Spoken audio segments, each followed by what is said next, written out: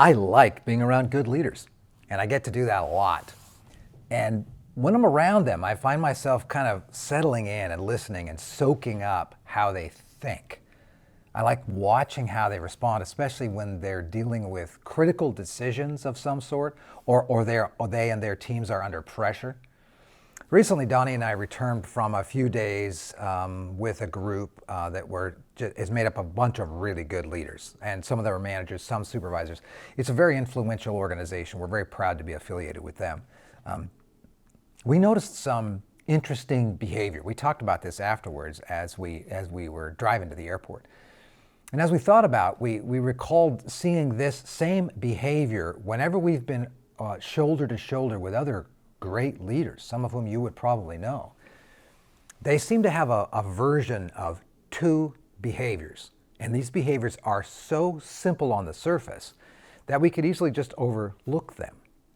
So Donnie pointed them out to me a little while back, and he said, "Did you notice that they say, 'How can I help?' a lot? And they also say, 'Thank you,' period, a lot. Especially at times when that's not really the expected response. How can I help? And thank you. Two simple statements that, to me, reveal a great deal about us.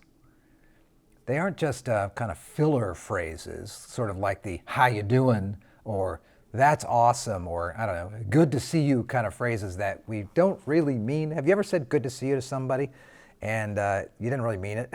What you really wanted to say was, "I'm kind of annoyed that I'm seeing you now. I'd rather be doing something else," right? Well, these two phrases that they use, or questions, actually indicate something deeper, something quite a bit more profound that we've discovered. And maybe they're about you. So what about you? Do you use these phrases very often?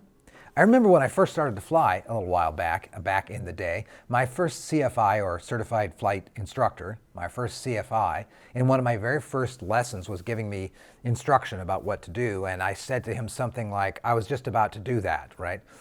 He said, use the trim, or some instruction like that. And I said, I was just reaching for that. I was just about to do that. He said, "Wait," while we're flying the airplane. He said, "Wait, when I give you instruction, I want you to say, 'Thank you.'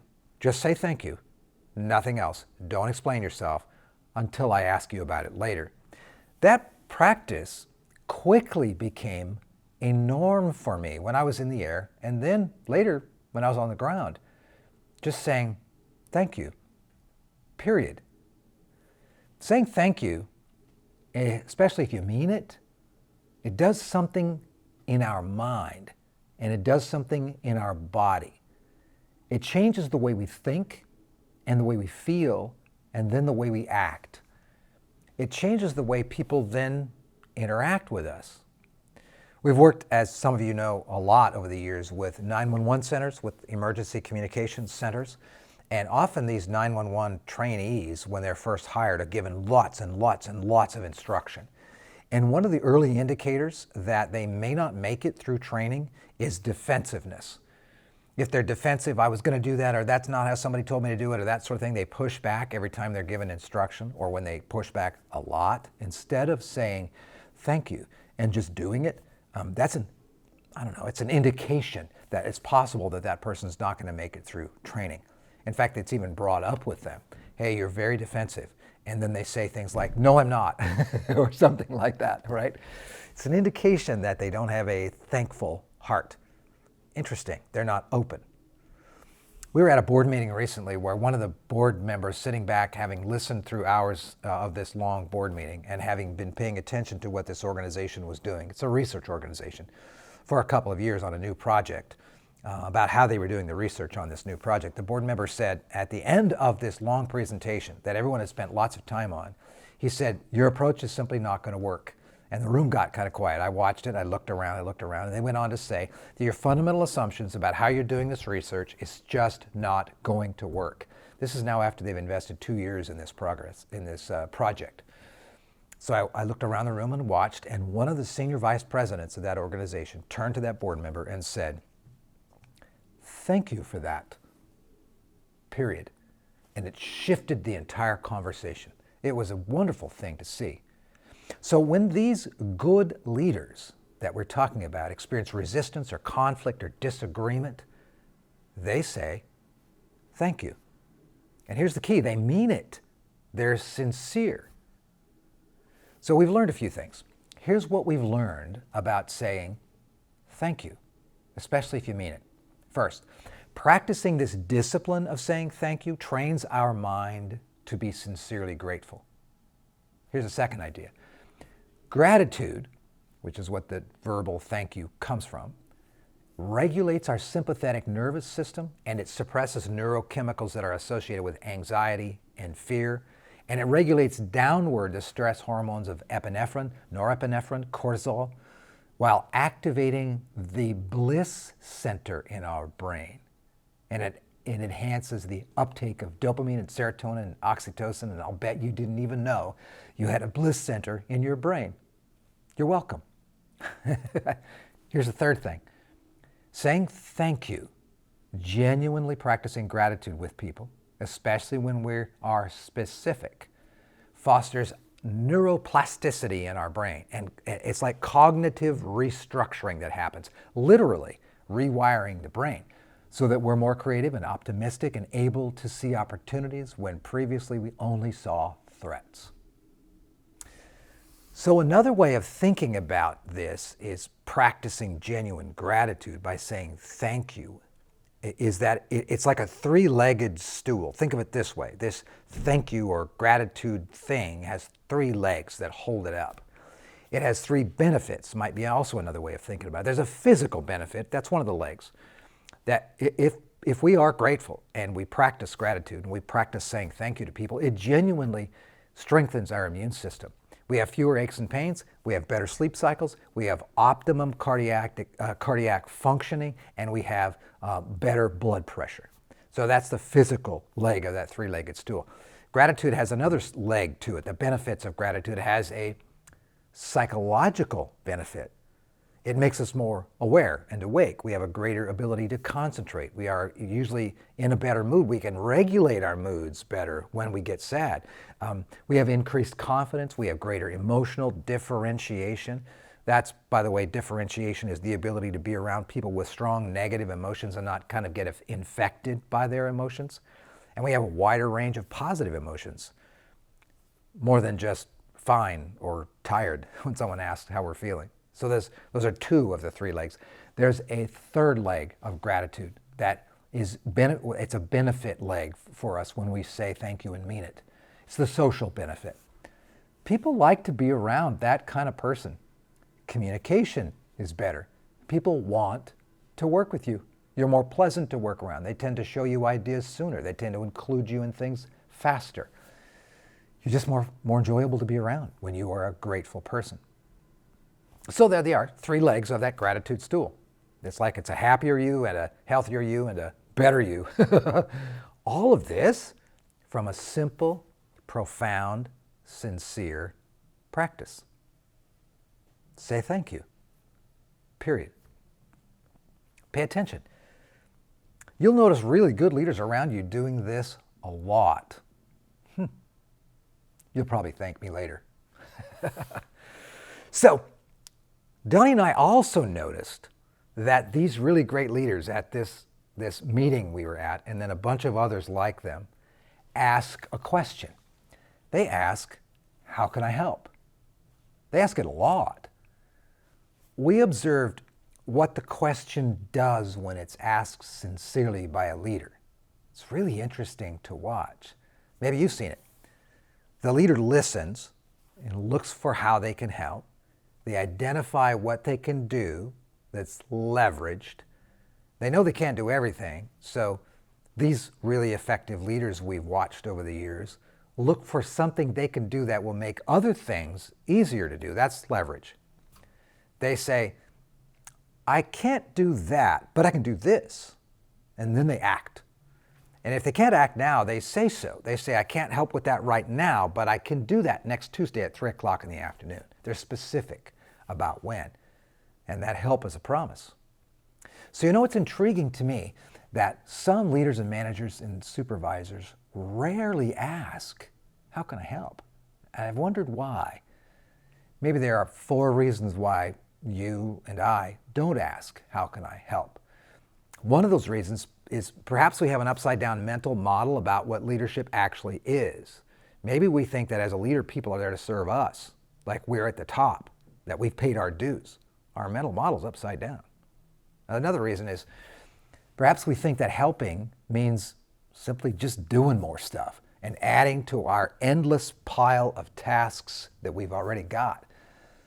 But what I've noticed is that often I help the most as a leader by giving permission to stop doing things, or to delay something to later, or to delegate something to someone else. Here's a third observation. Perhaps we don't ask, how can I help? Because we know we don't have the time. We've not created the margins in our day and in our week and in our life to be able to help even if we wanted to. Remember this? Magic happens in the margins. No margin, no magic. I'll bet this is your main reason for not asking. How can I help? Kind of to quote the philosopher Sweet Brown, ain't nobody got time for that, right? Remember the old wisdom? You don't have because you don't ask. Remember that? Well, this is like an inverse version of that. You don't ask, how can I help? Because you don't have any time to help. I can't help people that I serve as a leader if I'm just too busy, if I don't have any margins. Here's the fourth idea. Perhaps we don't ask because we think that helping means fixing everything. In reality, the most helpful things that we can do as a leader or manager or a supervisor are usually very small and leverage things that only we can do. So, you know me by now. I really can't talk much about anything that matters without tying it back to our neuropsychology. So the neuropsychology of helpfulness is fascinating. Just like saying thank you, asking how can I help, and then actually helping in some way, triggers the production and the uptake of this wonderful neuro cocktail of happy engagement. Dopamine, oxytocin, and serotonin with a dash of norepinephrine. That's adrenaline that crosses our blood-brain barrier. That's the cocktail that's triggered when we ask, how can I help? And then we help. Being helpful from a neurological and a psychological standpoint activates our 500,000 mirror neurons. That's a fascinating idea. Do the Google on mirror neurons. It's also called mirroring neurons, and see what they are and what they do. But being helpful activates 500,000 of those, and it increases slightly our basic metabolic rate, so we actually process energy faster. It enhances our memory salience, and it accelerates learning, and it lowers blood pressure, and it creates a sense of joy in the helper as well as in the one being helped. It increases sympathy, and it increases compassion, and it makes us more open and curious about changes.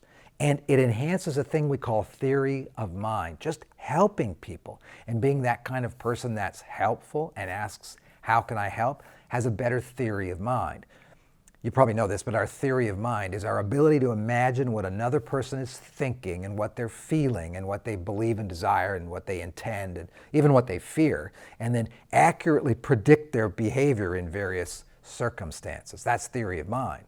We have a better theory of mind if we're helpful people. So, how can I help? Who knew? Who knew that mindset would be so powerful? Let's wrap up with some pro tips. You're probably good at these 2 practices already. Thank you. How can I help? But maybe you want to be a little bit better. Well, here's a few pro tips that I've learned from watching other people and practice these things myself. First, saying thank you. Here's some pro tips around saying thank you. How about writing out thank you cards to people? Because it actually delays and enhances the neuropsychological effects. Write them out by hand and put them in the mail. I know it costs $800 to mail something now, but mail it to somebody. Or if you're in the same workplace, write it out and leave it so that they find it the next day. Another pro tip, send a thank you email a day or two after something with specifics, or send a thank you text the same day, or send a thank you gift a week later, something small, something thoughtful. If you're getting criticized, that happens a lot. You're a leader, right? People criticize you for sport. You're getting criticized, listen to what they say and say, thank you for that, period. Are you getting advice on something you're already doing and you're already good at, and the person giving you the advice isn't as good as you are at it? Well, listen, don't defend yourself, and just say thank you and mean it. If you're a person of faith, are you nervous or anxious a lot or fearful? Well, turn to God and thank Him. Remember what it says, don't be anxious, but ask God for help with thanksgiving. And you're going to have a castle wall of peace built around your heart and your mind. So this idea of practicing gratitude is as old as dirt. All right, here's some tips from my observation of the pros and from my own practice about how to regularly ask, how can I help? So first of all, it has to be a conscious decision on your part every day to ask, how can I help? Not what can I get done, but how can I help? People who do this a lot tend to create margins in their life so that they can be helpful. So much can be said about that. In fact, we're linking in this video. There's a video in the comments, or a link in the comments down below or up above here about the magic is in the margins. Watch that video, because without margins, you can't be a very helpful person.